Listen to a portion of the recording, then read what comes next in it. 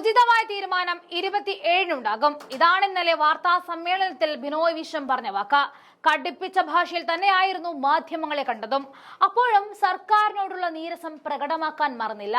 എന്നിട്ട് ഒരു വാക്ക് പറഞ്ഞു, അതായിരുന്നു എല്ലാം 27-ന് ശരിയാക്കി തരാമെന്ന്.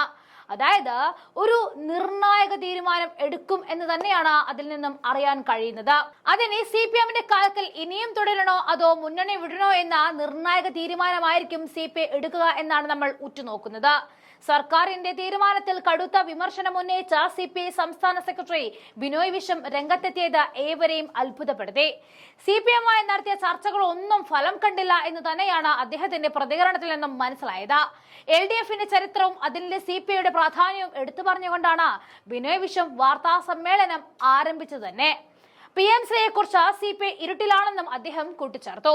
ഇതിലെന്തോ കാര്യമുണ്ട് എന്ന് വ്യക്തമായി ഊന്നി പറഞ്ഞുകൊണ്ടായിരുന്നു ബിനോയ് വിശ്വം പറഞ്ഞത്. അതായത് ഇതിനുള്ളിൽ BJP CPM അന്തർധാര ബന്ധമുണ്ടെന്ന് ബിനോയ് വിശ്വം പറയാതെ പറഞ്ഞു.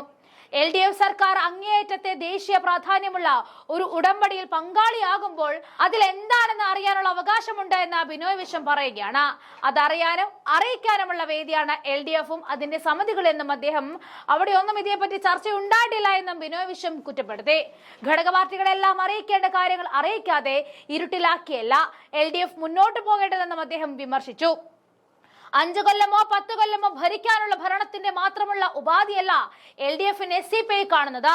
ഇന്നത്തെ ഇന്ത്യൻ രാഷ്ട്രീയത്തിൽ നിയതമായിട്ടുള്ള ദൗത്യം പൂർത്തീകരിക്കാൻ കടപ്പെട്ട രാഷ്ട്രീയ പക്ഷമാണ്. ആ ദൗത്യത്തിന്റെ കാതലാണ് ഇടതുപക്ഷ ജനാധിപത്യ ബദൽ. ആ ബദലിന് ആവശ്യമായ പരിപാടി LDF-നെ വ്യത്യസ്തമാക്കുന്നു. അതാണ് LDF-ന്റെ മഹത്വം. ആ മഹത്വത്തെ എല്ലാ അർത്ഥങ്ങളും ആരെക്കാളും അറിയാവുന്ന പാർട്ടിയാണ് CPI. വിദ്യാഭ്യാസം പോലെയുള്ള ഒന്നിൽ കേരളത്തിൽ LDF സർക്കാർ ഭാഗമാകുമ്പോൾ MOU-യുമായിട്ട് ഒപ്പിടുമ്പോൾ അതിനെ പറ്റിയുള്ള നയപരമായ കാര്യങ്ങൾ ഘടക പാർട്ടികളെ അറിയിക്കാത്തതിന്റെ യുക്തി മനസ്സിലാകുന്നില്ല എന്നാണ് അദ്ദേഹം പറഞ്ഞത്. LDF-ൽ മാത്രമല്ല മന്ത്രിസഭയിലും PM ശ്രീയെ പറ്റി ചർച്ച ചെയ്തിട്ടില്ല എന്നാണ് ബിനോയ് വിശ്വം തുറന്നു പറഞ്ഞത്.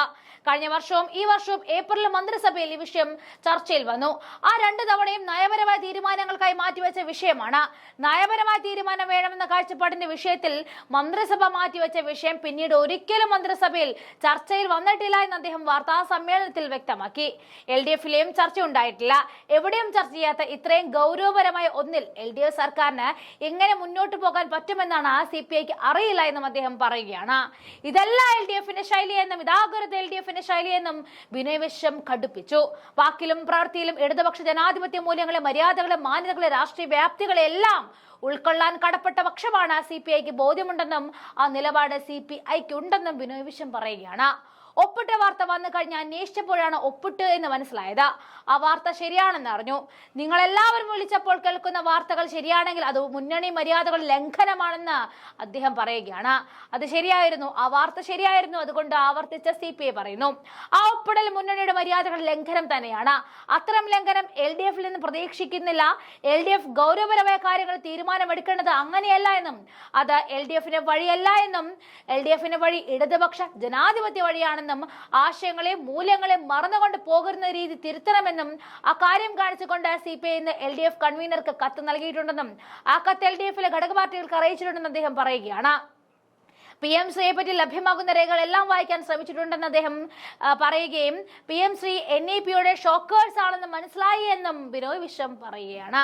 CPIക്ക് ആശങ്കയുണ്ട്. ഈ ആശങ്ക CPIയുടെ മാത്രം ആശങ്കയല്ല, CPIM-നുമുണ്ട്. ഒന്നിലധികം പ്രാവശ്യം ഈ ആശങ്ക CPIM-ഉം അറിയിച്ചിട്ടുള്ളതാണ്. എല്ലാ ഇടതുപക്ഷ പാർട്ടികളും ജനാധിപത്യ മൂല്യങ്ങൾ ഉൾക്കൊള്ളുന്ന എല്ലാവർക്കും ആശങ്കയുണ്ട്. അതിന്റെ വെളിച്ചത്തിൽ വിദ്യാഭ്യാസ പ്രസ്ഥാനങ്ങൾ സമരപാതയിലുമാണ്. അവരെല്ലാവരും ഇടതുപക്ഷത്തെ പ്രതീക്ഷയോടെയാണ് നോക്കിയത്. LDF മാത്രമാണ് പ്രതീക്ഷ, അത് മാത്രമാണ് ശരി, അതൊരു വിശ്വാസമാണ്, ജനങ്ങൾ അർപ്പിച്ച വിശ്വാസമാണ്, അതിനെ മാനിക്കണമെന്നും PM ശ്രീ പോലുള്ള ഒന്നിൽ ഇടപെടുമ്പോൾ പലവട്ടം ചിന്തിക്കണമെന്ന് അദ്ദേഹം മുന്നറിയിപ്പ് നൽകിയതാണ്. മുന്നണി മര്യാദകൾ ലംഘിച്ചുവെന്ന് ബിനോയ് വിശ്വം ആവർത്തിച്ച് ഇക്കാര്യങ്ങൾ പറയുമ്പോൾ അവിടെ LDF തകരുന്ന കാഴ്ചയാണ് നമ്മൾ കാണുന്നത്. ഇവിടെ കടുപ്പിച്ച് ബിനോയ് വിശ്വം പറയുമ്പോൾ UDF പ്രതീക്ഷകൾ ഏറുന്ന കാഴ്ച നമ്മൾ കാണണം. നിരന്തരമായി CPI-നെ UDF മുന്നണിയിലേക്ക് ക്ഷണിക്കുന്നുമുണ്ട്. ഇനി 27 എടുക്കുന്ന തീരുമാനം ഇനിയിപ്പോ CPI മന്ത്രിമാരുടെ കൂട്ടരാജിയാണോ എന്ന് അറിയില്ല. അപ്പോൾ 27-ന് CPI-യുടെ ആ പ്രഖ്യാപനം എന്താണെന്ന് ഉറ്റുനോക്കുകയാണ് കേരള രാഷ്ട്രീയം.